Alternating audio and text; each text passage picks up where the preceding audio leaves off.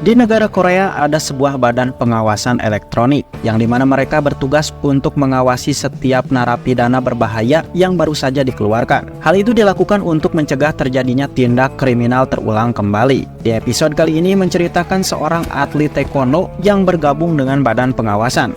Namun di suatu hari seorang napi berbahaya berhasil kabur dan menculik anak-anak. Bahkan polisi juga kesusahan untuk menangkapnya. Dan apakah atlet taekwondo itu bisa menangkap penjahatnya? Oke, tidak usah berlama-lama lagi, siapkan dulu udut dan kopi kalian dan inilah filmnya.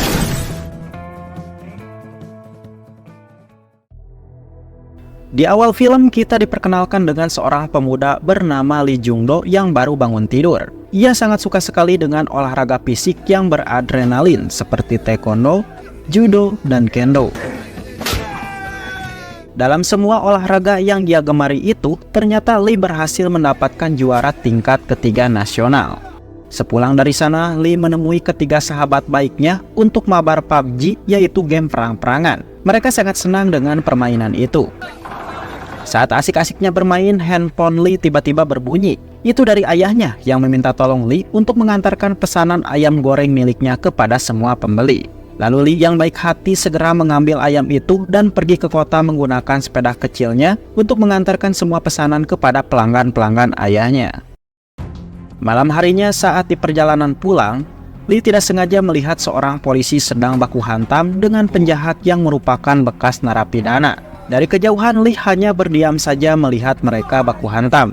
Lee sebenarnya tidak mau ikut campur dengan urusan polisi itu. Ia hanya tertarik saja dengan perkelahian mereka. Namun dalam pertarungan si polisi nampak kewalahan dan akan dibunuh menggunakan botol kaca. Lee terkejut. Dengan cepat Lee langsung berlari untuk mencegahnya. Penjahat ini tidak terima dan mengancam akan membunuh Lee jika ikut campur dengan urusannya. Lee pun tidak takut karena ia seorang atlet taekwondo. Hanya dengan satu serangan Lee berhasil menjatuhkan penjahat itu hingga pingsan. Di kaki penjahat Lee melihat ada gelang elektronik yang berbentuk sangat aneh. Lalu polisi yang sudah terluka parah berterima kasih kepada Lee. Ia berkata Lee telah membantunya mencegah masalah besar. Dan jika Lee tidak datang, kemungkinan ia akan tewas di tangan si penjahat. Atas keberaniannya yang sangat luar biasa, Lee diundang ke kepolisian untuk diberikan sebuah penghargaan. Tentu saja Lee sangat senang. Seorang polisi bernama Kim Sung Min lalu mengajak Lee berkenalan. Kim mengaku kalau ia adalah seorang manajer dari Badan Pengawasan Elektronik, yang dimana tugas dia hanya mengawasi setiap narapidana yang baru dikeluarkan dari penjara. Hal itu mereka lakukan untuk mencegah terjadinya tindak kriminal terulang kembali. Lalu Kim juga memberitahu bahwa saat ini sekitar 5.000 narapidana telah dipasangi gelang elektronik untuk diawasi. Mereka semua rata-rata adalah mantan pelaku kejahatan seksual, pembunuhan, dan gangster. Kim berkata bahwa ia akan mengawasi gerak-gerik mereka selama 24 jam lewat gelang elektronik itu.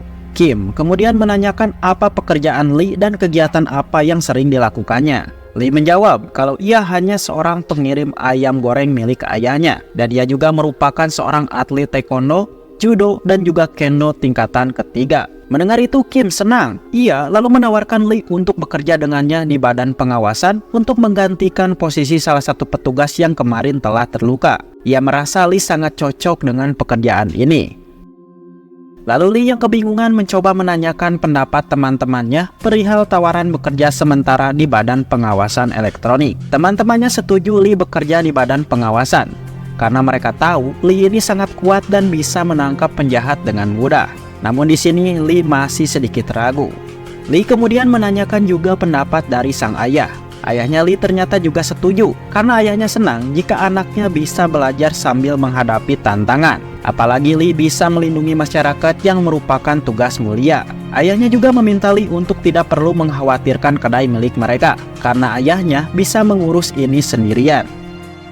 Singkat cerita, Lee akhirnya menerima pekerjaan di Badan Pengawasan Elektronik. Dia pun disambut hangat oleh para petugas yang sudah lama bekerja di sana. Salah satu petugas lalu mengajarkan Lee cara-cara memakai program mereka untuk melacak, yang dimana ikon berwarna hijau di komputer merupakan mantan narapidana yang sedang mereka awasi saat ini. Jika ikon itu berwarna kuning, berarti menunjukkan gelang pelacak di kaki mereka telah kehabisan baterai. Maka di saat itu juga petugas badan pengawasan harus menghubungi mereka dan membujuknya untuk mengisi baterai gelang tersebut. Dan bila mereka menolak, maka Lee harus mendatangi mereka ke lokasi keberadaan mereka. Beberapa jam kemudian, Lee yang sudah mulai bekerja terlihat seperti bosan dengan pekerjaan itu. Namun tidak lama salah satu narapidana bernama Yang Ho menunjukkan ikonnya berubah menjadi kuning.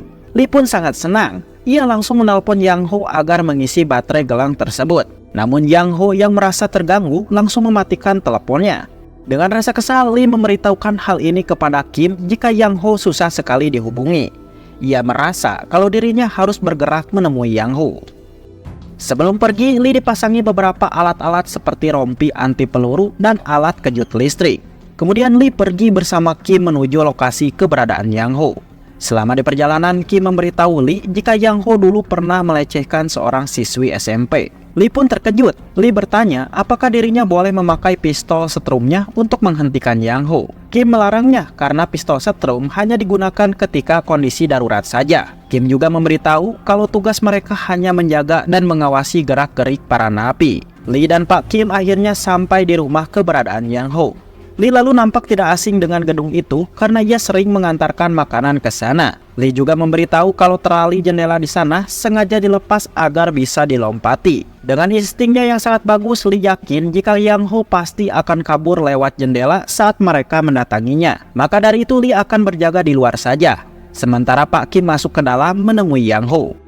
Dari dalam rumah, Yang Ho terlihat sedang memaksa rekannya untuk bermain mantap-mantapan. Rekannya itu tidak mau melakukannya karena masih di bawah umur. Dari luar, Kim datang dan menyuruh Yang Ho keluar. Rekannya itu langsung berteriak meminta tolong kepada Pak Kim. Yang Ho pun panik. Ia dengan cepat langsung kabur lewat jendela. Namun dia terkejut ketika melihat Lee telah menunggunya. Yang Ho lalu mengancam akan membunuh Lee dengan pisau miliknya. Lee tidak takut. Ia lalu menendang Johnny si Yang Ho untuk menjatuhkannya. Dengan penuh semangat, Lee mencoba pistol setrum miliknya dan melumpuhkan pergerakan Yang Ho. Pak Kim segera memborgol Yang Ho dan akan mengirimnya kembali ke sel tahanan karena telah melanggar undang-undang pengawasan. Pak Kim begitu senang dengan hasil kerja Lee walaupun ia masih pemula. Di setiap harinya Lee begitu antusias dengan pekerjaan barunya itu. Dari komputer tiba-tiba menunjukkan ikon berubah menjadi merah, yang dimana ada narapidana telah melewati jalur perbatasan. Napi itu bernama Jong In, seorang kejahatan seksual pada anak-anak. Dengan cepat Lee dan Pak Kim langsung pergi ke lokasi keberadaan Jong In. Sesampainya di lokasi, Lee melihat Jong In tengah memandangi anak-anak dengan tatapan mesum. Lee pun marah. Ia langsung mengejar Jong In. Dalam pengejaran, Lee menendang kakinya Jong In sampai terjatuh. Dengan penuh amarah, Lee berniat membunuh orang keparat itu. Namun Pak Kim langsung menghadangnya. Ia menyuruh Lee bersabar karena Jong In hanya memancingnya saja. Pak Kim lalu menelpon polisi agar Jong In dimasukkan kembali ke dalam penjara karena dia telah melanggar undang-undang badan pengawasan. Sementara Lee meminta maaf kepada Pak Kim karena ia hampir saja membunuh Jong In. Kim berkata kalau Lee tidak perlu meminta maaf. Ia salut kepada Lee karena tindakannya barusan sangat keren. Lalu Pak Kim mengajak Lee makan babi panggang malam ini. Ia akan mentraktirnya. Awalnya Lee menolak ajakan itu karena ia memiliki janji dengan ketiga sahabat baiknya untuk mabar PUBG. Tapi Lee akan menerima tawaran dari Pak Kim jika Pak Kim bersedia mentraktir ketiga temannya itu. Pak Kim ternyata bersedia. Ia menyuruh Lee mengajak teman-temannya itu.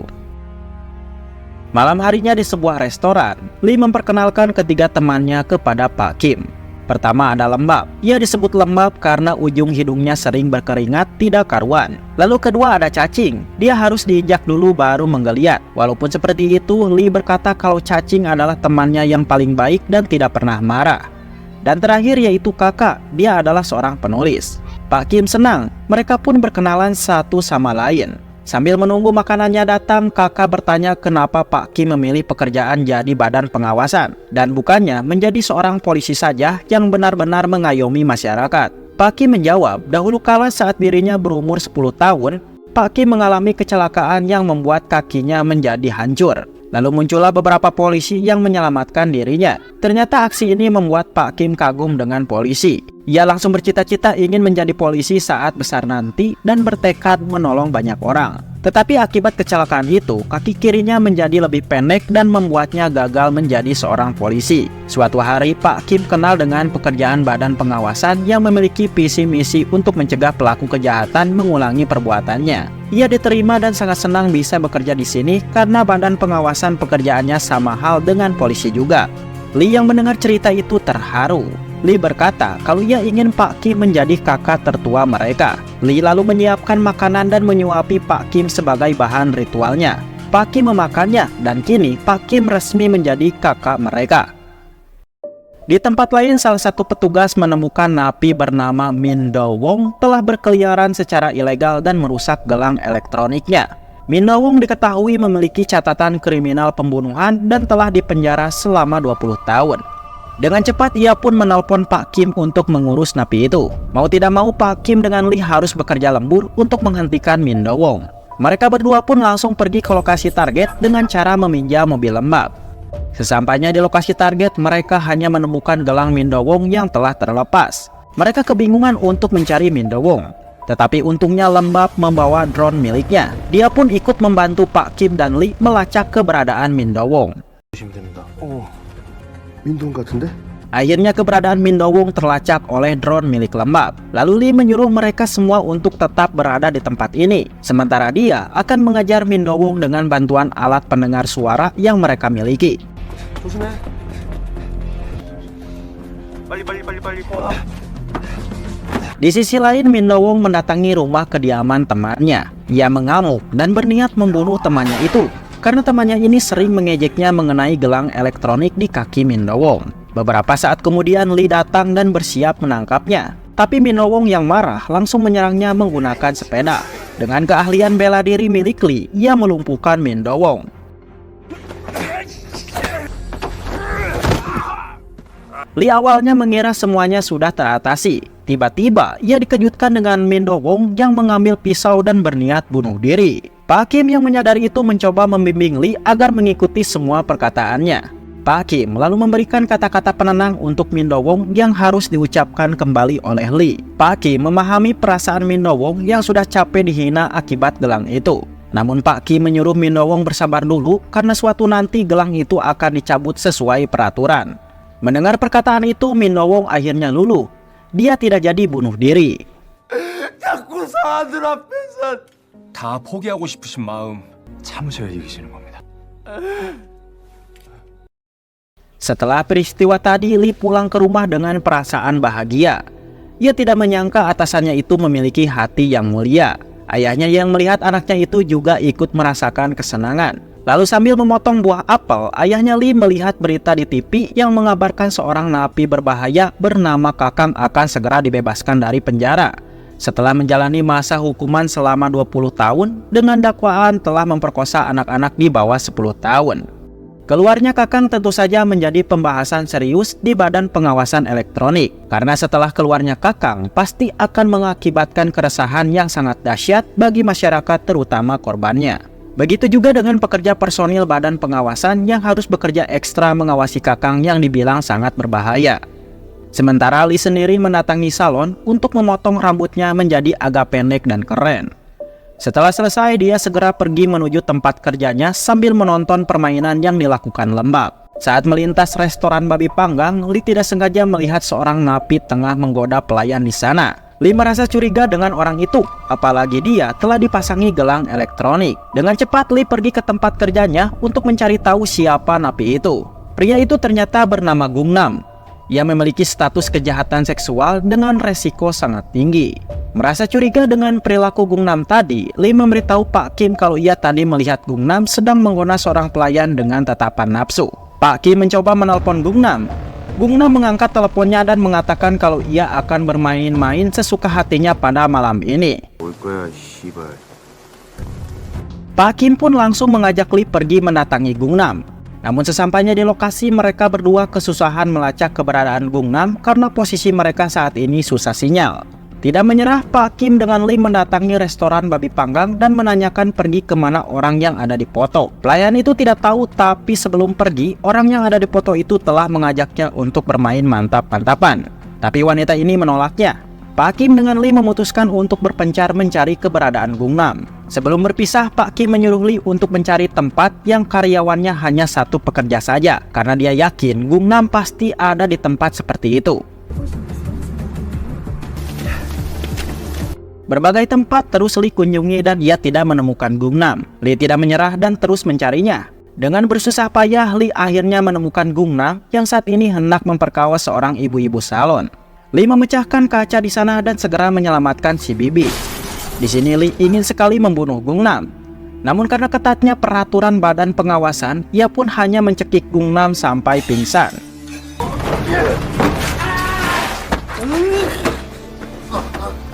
Gangnam pun berhasil ditangkap.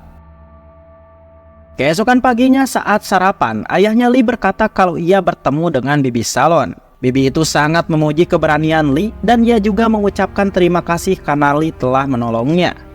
Di kantor badan pengawasan, manajer Park memberitahukan kalau mereka akan merekrut 2 petugas bela diri lagi untuk mengawasi pergerakan si Kakang. Saat selesai rapat, Pak Kim didatangi oleh Lee. Lee berkata kalau ia ingin bekerja sebagai karyawan tetap di badan pengawasan. Mendengar itu tentu saja Pak Kim senang, karena dengan adanya Lee, ia merasa Pak Kim tidak pernah terkalahkan. Mulai hari itu juga Lee diberi jaket perusahaan dan resmi bekerja di sana.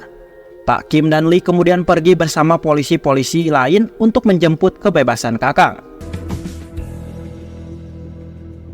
Sesampainya di sana, Kakang terlihat seperti psikopat. Dengan tatapan yang dingin membuat Pak Kim dengan Lee terdiam. Lalu Pak Kim memasangkan sebuah gelang elektronik di kaki Kakang. Sementara Lee sendiri hanya terdiam melihat postur badan Kakang yang sangat kuat. Ia yakin Kakang ini adalah petarung hebat melebihi dirinya. Kakang pun kemudian dimasukkan ke dalam mobil dengan pengawalan super ketat. Karena di hari pembebasannya, banyak sekali masyarakat yang berdemo hanya ingin mengusir Kakang yang dikenal sangat berbahaya.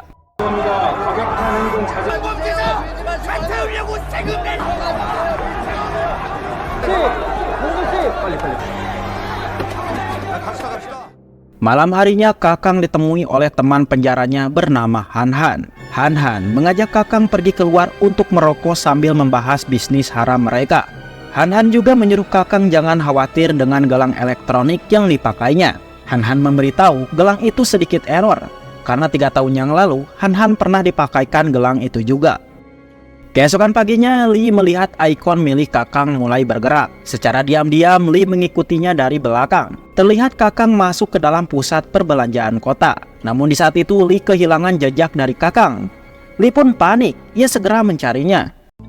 보이면 알려줘. 어디로 왔는지 안 보여요. Sementara Kakang sendiri berada di basement. Ia lalu masuk ke dalam salah satu mobil untuk menemui seseorang bernama Wook. Wook menawari Kakang pekerjaan haram untuk membuat video asusila bersama anak-anak di bawah 10 tahun, yang dimana nanti videonya akan Wook sebarkan ke dalam web ilegal. Wook berkata kalau upahnya 10 juta won setiap 10 menit. Mendengar itu Kakang tersenyum. Ia menerima tawaran itu. 예, 좋습니다. Beberapa saat kemudian Lee datang ke basement. Ia masih berputar-putar mencari keberadaan Kakang. Lee lalu menghampiri mobil Wook. Namun karena kacanya berwarna hitam, ia pun tidak bisa melihat apapun termasuk Kakang. Tapi Lee sempat mencatat plat nomor itu di dalam ingatannya. Pak Kim yang merasa Lee kesusahan mencoba membantunya dengan cara menelpon Kakang. Kakang pun akhirnya sadar kalau dirinya sedang diikuti. Ia lalu mengangkat teleponnya dan memberitahu kalau dirinya berada di kedai gimbap agar menghilangkan rasa kecurigaan. Lee langsung berlari untuk memastikannya. Dan benar saja, Kakang berada di sana sehingga membuat Pak Kim dan Lee percaya kalau Kakang berada di kedai gimbap.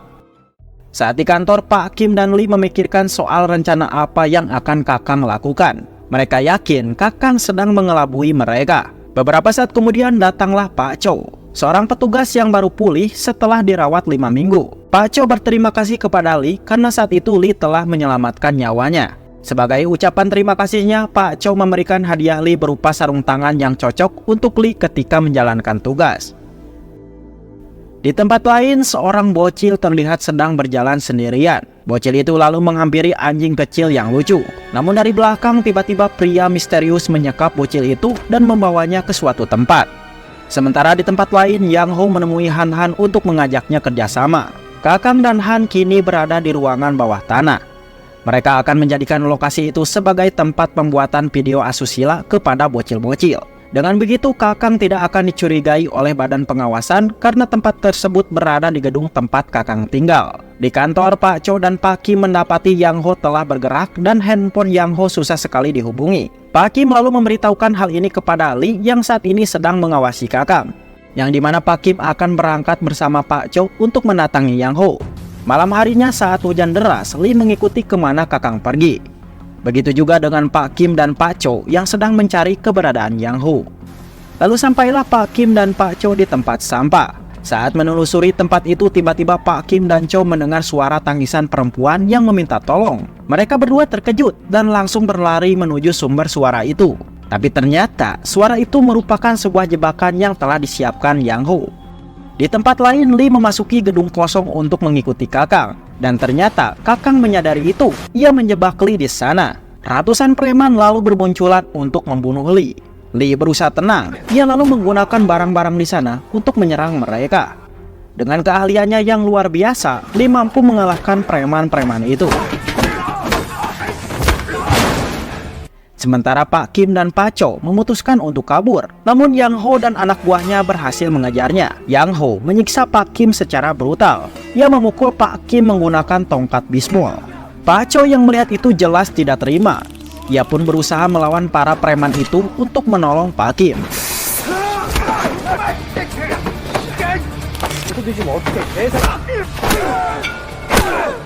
Sementara Lee mulai kelelahan menghadapi para preman yang terus bermunculan. Ia tidak menyerah dan membabat habis para preman yang masih tersisa.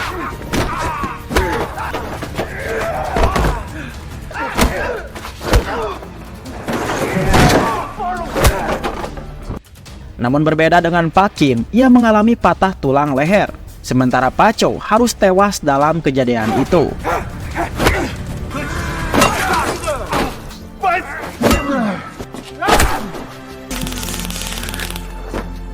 Lee lalu berlari ke rumah Kakang untuk menangkapnya.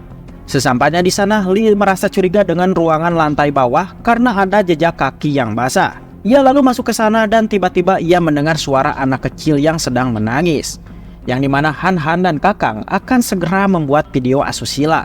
Lee yang panik segera menjebol pagar besi itu dengan kemampuannya. Saat berhasil masuk, Han Han dan Kakang ternyata telah bersiap menunggu kedatangannya. Terjadilah pertarungan 2 versus 1. Kakang menghajar Lee dengan tangannya yang super kuat. Lee kewalahan menghadapinya karena dia mulai lelah. Dari belakang tiba-tiba muncul Han Han yang langsung menikam perut Lee dengan pisau. Lee kesakitan, dia langsung mematahkan tangan Han Han. Kakang lalu muncul, ia menghajarnya secara brutal. Dalam keadaan itu, Lee melihat anak kecil sedang terikat.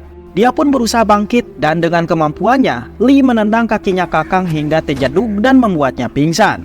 Lalu Lee mendekati gadis itu dengan tujuan untuk melepaskan tali yang mengikat gadis kecil itu. Namun tiba-tiba dari belakang Kakang bangkit lagi. Ia lalu menikam perut Lee hingga membuatnya terjatuh. Dari kejauhan terdengar suara sirene polisi. Han Han pun panik, ia lalu kabur lewat jendela. Namun Kakang menyerang 2 polisi itu dan segera kabur dari sana. 2 polisi itu lalu menyelamatkan gadis kecil itu dan segera menelpon ambulan untuk mengirim Lee ke rumah sakit. Ayahnya yang mendengar kabar tersebut langsung berlari ke rumah sakit untuk melihat kondisi anaknya. Dia marah-marah kepada manajer dan pegawai badan pengawasan karena luka yang dialami anaknya itu sangat parah. Namun Lee tiba-tiba tersadar. Ia menyuruh ayahnya untuk tenang karena luka seperti ini tidak akan membuatnya mati. Lalu Lee menanyakan bagaimana kondisi Pak Kim dengan Pak Cho. Manajer Dong mengatakan kalau Yang Ho telah berhasil kabur dan Pak Kim mengalami patah tulang leher yang sekarang ia sedang menjalani operasi. Sementara Pak Cho harus mati di tempat karena luka di kepalanya terus bercucuran. Beberapa bulan kemudian, Lee yang sudah pulih ditemui dengan ibu dari anak gadis yang telah ditolong oleh Lee. Ibu itu memberitahu kalau anaknya trauma atas kejadian tersebut. Lee kemudian mendatangi ruangan Pak Kim untuk melihat kondisinya. Lee lalu menceritakan tentang anak yang telah ia selamatkan, yang dimana saat ini anak itu sangat ketakutan untuk keluar rumah. Pak Kim memberitahu Lee jika Kakang memiliki tempat rahasia, bahkan sampai saat ini polisi belum berhasil menemukan keberadaan Kakang. Kim memahami perasaan Lee, namun Kim tidak mau Lee terluka lagi. Maka dari itu biarkan saja polisi yang mengurus Kakang. Lee pun terdiam. Ia lalu menyuruh teman-temannya untuk pergi keluar ruangan untuk ngobrol sesuatu. Ternyata Lee mengajak ketiga sahabatnya itu untuk mencari keberadaan Kakang. Lee menceritakan kalau ia teringat sesuatu dulu saat Lee mengikuti Kakang di basement. Ia menemukan sebuah mobil mencurigakan. Ia merasa Kakang berada di dalam mobil itu. Lee mencatat nomor plat itu di dalam ingatannya, dan platnya 100 TA5525. Lee langsung meminta Lembab untuk melacak plat tersebut karena Lee yakin mereka bisa menemukan Kakang. Sementara untuk Cacing dan Kakak, Lee menugaskan mereka berdua untuk mengumpulkan peralatan-peralatan untuk menangkap Kakang. Mereka pun langsung berpencar menjalankan tugas masing-masing. Lembab menemui kakaknya yang seorang hacker untuk melacak plat nomor yang telah diberikan oleh Lee. Setelah semuanya siap, Lee, Lembab, dan kedua temannya langsung beraksi mendatangi rumah kediaman Wook untuk mencari informasi mengenai keberadaan Kakang. Lembab lalu membobol rumah Wook dengan alat miliknya yang super canggih, dan setelah itu mereka bersembunyi. Wook kemudian keluar untuk mengeceknya, namun Lee langsung menyeret Wook ke dalam dan mengikatnya di atas kursi. Dengan flash disk pemberian kakaknya, Lembab mulai memasukkannya ke laptop milik Wook agar kakaknya bisa meretas data-data di sana dari kejauhan. Saat membuka folder milik Wook, kakaknya Lembab terkejut karena di sana berisi ribuan video asusila terhadap anak-anak. Mengetahui itu, Lee marah besar. Ia lalu menyiksa Wook secara brutal, bahkan berniat membunuhnya. Teman-temannya berusaha menghadang Lee, namun Lee malah tidak sengaja mencoblos mata Wook hingga berdarah. Cacing lalu memanfaatkan kesempatan itu untuk menanyakan di mana keberadaan Kakang. Dengan imbalan Cacing akan menelpon ambulan untuk mengobati mata Wook, karena jika tidak segera ditangani, Wook akan mengalami kebutaan. Wook pun ketakutan. Ia pun akhirnya memberitahu keberadaan Kakang. Di rumah, Lee dan ketiga temannya mulai menyusun rencana untuk menangkap Kakang. Saat akan pergi, ayah Lee melarangnya. Ia tidak mengizinkan mereka untuk pergi. Ayah Lee takut anaknya dirawat di rumah sakit lagi. Ayahnya juga menyarankan Lee untuk menyerahkan tugas berbahayanya kepada polisi saja. Lee lalu berkata kalau anak yang kemarin telah ia selamatkan kemarin masih belum bisa keluar rumah karena rasa trauma. Lee ingin melakukan yang terbaik karena ia yakin pasti banyak anak-anak lain yang saat ini sedang merasakan ketakutan dan memerlukan bantuannya. Mendengar itu, ayahnya Lee luluh. Ia pun akhirnya mengizinkan Lee untuk pergi. 몸 조심해. 네. Sesampainya di lokasi, mereka berempat langsung berpencar dan mulai menjalankan tugas mereka masing-masing. Sementara urusan baku hantam, biarkan Lee yang mengurusnya. 내가 깜빵에서 너 살려볼까? Lee berteriak keras menyeru Kakang keluar dari sana. Terjadilah pertempuran 1 versus sekuat. Lee melemparkan pot-pot di sana sebagai senjata. Walaupun sendirian, Lee mampu menghajar anak buah Kakang satu persatu. Kakang yang merasa kemampuan Lee sangat hebat, ia pun langsung kabur. Lee berteriak keras menyuruh Lembab untuk mengikuti kemana si Kakang kabur menggunakan drone.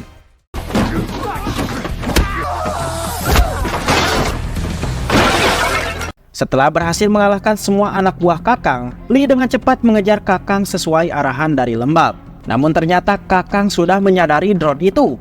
Ia hanya terdiam dan menunggu kedatangan Lee. Mereka berdua pun by one. Tendangan demi tendangan terus Lee lontarkan. Namun Kakang sangat kuat. Ia memojokkan Lee.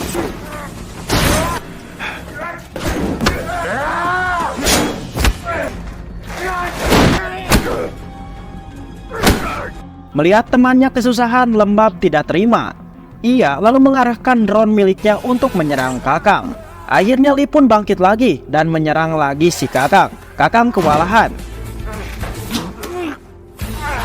Lee mengeluarkan tendangan sakti yang membuat Kakang langsung pingsan dalam sekejap.